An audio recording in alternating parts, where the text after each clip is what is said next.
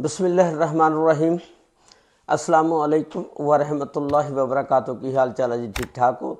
उम्मीद है अल्लाह ताला दे हुक्म दे नाल इंशाअल्लाह तुसीं सारे ठीक ठाक होवोगे। अल्लाह ताला सब ते रहमत फरमाए। अल्लाह ताला सब नूं अपने हिफ्ज़ो ईमान दे विच रखे।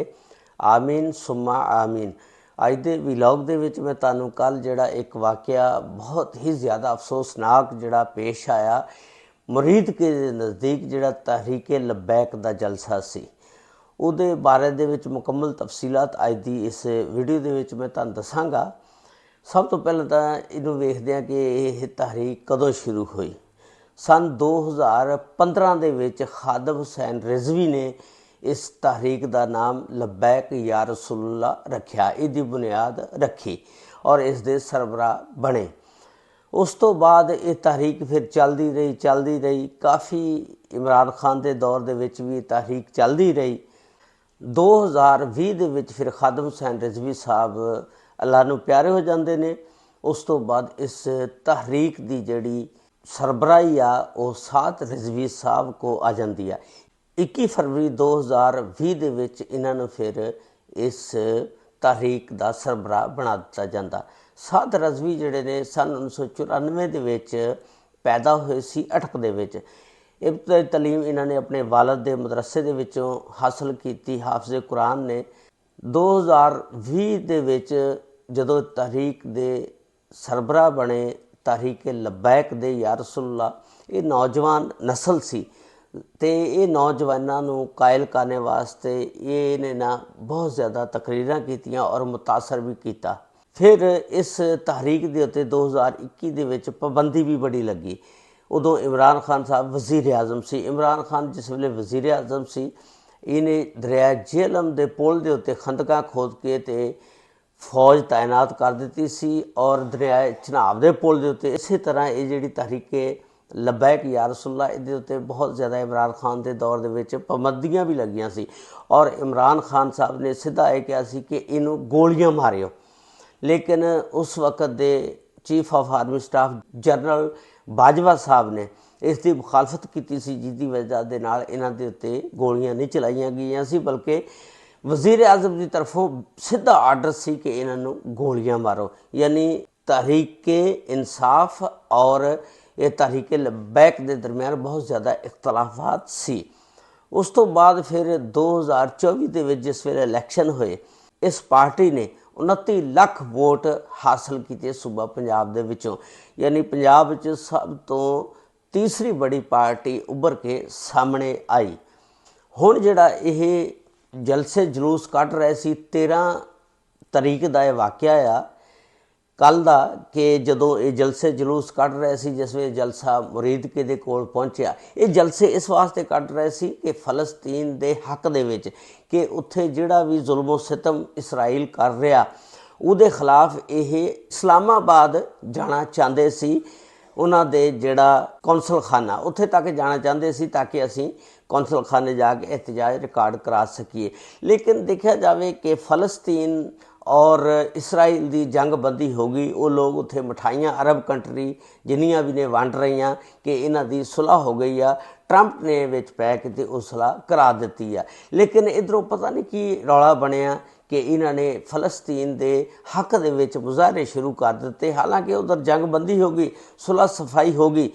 ਸਮਝ ਨਹੀਂ ਆਈ ਕਿ ਇਹ ਕੀ ਵਜ੍ਹਾ ਬਣੀ। ਇਹ ਫਲਸਤੀਨ ਦੇ ਹੱਕ ਦੇ ਵਿੱਚ ਨਾਅਰੇ ਲਗਾਉਣੇ ਇਹਨਾਂ ਨੇ ਸ਼ੁਰੂ ਕਰਤੇ ਔਰ 13 ਤਾਰੀਖ ਨੂੰ ਇਹ ਜਲਸਾ ਜਿਸ ਵੇਲੇ ਮੁਰੀਦਕੇ ਦੇ ਕੋਲ ਪਹੁੰਚਿਆ, ਹਕੂਮਤ ਨੇ ਕੰਟੇਨਰ ਲਗਾਏ, ਰਸਤੇ ਬੰਦ ਕੀਤੇ ਵੀ ਇਹ ਇਸਲਾਮਾਬਾਦ ਤੱਕ ਉਹਨਾਂ ਦੇ ਕੌਂਸਲ ਖਾਨੇ ਤੱਕ ਨਾ ਪਹੁੰਚ ਸਕਣ।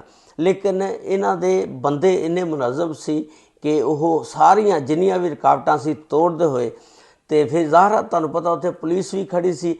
ਪੁਲਿਸ ਤੇ ਇਹਨਾਂ ਦੇ ਦਰਮਿਆਨ ਆਮਣਾ ਸਾਹਮਣਾ ਹੋ ਗਿਆ। ਪੁਲਿਸ ਨੇ ਸਭ ਤੋਂ ਪਹਿਲਾਂ ਪੁਲਿਸ ਕੀ ਕਰਦੀ ਹੈ ਕਿ ਮੁਜ਼ਾਹਿਰੀਨ ਨੂੰ ਮੁੰਤਸ਼ਿਰ ਕਰਨ ਵਾਸਤੇ ਆਂਸੂ ਗੈਸ ਸੁੱਟਦੀ ਆ, ਉਹਦੇ ਸ਼ੈੱਲ ਚਲਾਉਂਦੀ ਆ, ਲਾਠੀ ਚਾਰਜ ਕਰਦੀ ਆ। ਲੇਕਿਨ ਆਵਾਮ ਵੀ ਜਿਹੜੀ ਸੀ ਉਹ ਵੀ ਤੁਹਾਨੂੰ ਪਤਾ ਖਾਲੀ ਹੱਥ ਤਾਂ ਨਹੀਂ ਸੀ ਨਾ, ਉਹਨਾਂ ਕੋਲ ਡੰਡੇ ਵਗੈਰਾ, ਕੋਈ ਦੱਸਦੇ ਨੇ ਕਿ ਅਸਲਾ ਵੀ ਹੈ ਸੀ, ਅਤੇ ਆਪਸ ਵਿੱਚ ਇਹ ਦੋਨੋਂ ਦਾ ਝਗੜਾ ਹੋ ਗਿਆ। ਦੋਨੋਂ ਪਾਰਟੀਆਂ, ਪੁਲਿਸ ਪਾਰਟੀ ਅਤੇ ਜਿਹੜੇ ਤਹਿਰੀਕੇ ਲੱਬੈਕ ਵਾਲੇ, ਬਸ ਫਿਰ ਉੱਥੇ ਡੰਡਾ ਚੱਲਿਆ।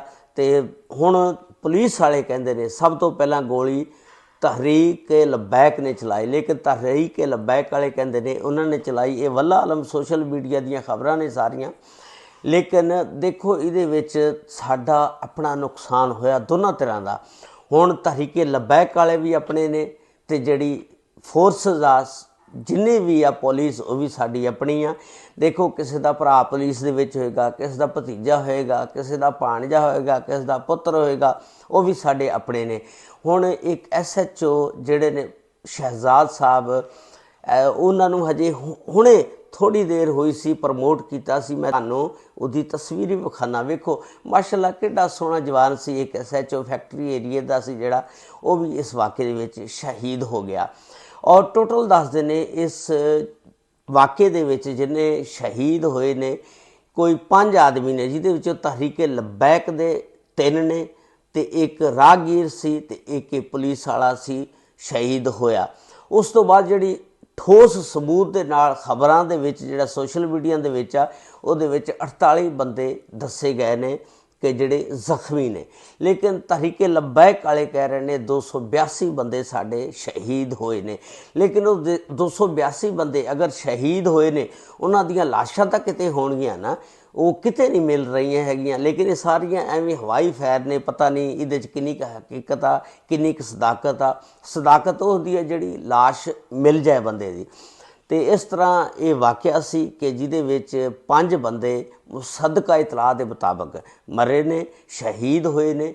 यानी एक SHO शहजाद बहुत नौजवान और सोहना लड़का सी, ते उहदे घर की बीतदी होगी जिन्हों मारिया गया, शहीद किया गया। इस तरह जिहड़े 3 नौजवान या एक राहगीर बेचारा मारे गया, शहीद हो गए, उन्होंने घर की हालात होणगे, इस तरह नहीं करना चाहिए। इस तो इलावा बहुत ज़्यादा गड्डियां का नुकसान किया गया, इमलाक का नुकसान किया गया। वो जिन्ना भी नुकसान आ किनू साडे हुकूमत पाकिस्तान नूं बर्दाश्त करना पेगा ना। या जिहड़े किसी लोग की गड्डी कोई मोटरसाइकिल टुट गई, अग लाती, जला दी गई, ये जलाओ घराओ जिहड़ा काम आ बहुत गलत किस्म का। असी अपना नुकसान खुद आप करते हैं। असी इस चीज़ नूं नहीं सोचते कि साडा एक नुकसान की वजह नाल पाकिस्तान कितना पिछे चल जाता और कितना उन्होंने खमियाजा उहदा भुगतना पैंदा। लिहाजा इन्हां गल्लां तो परहेज़ करना चाहिए। अल्लाह ताला सब ते रहमत फरमाए, अल्लाह ताला सब नूं अपने हिफ्ज़ो मान च रखे। अस्सलामु अलैकुम व रहमतुल्लाहि व बरकातुहू।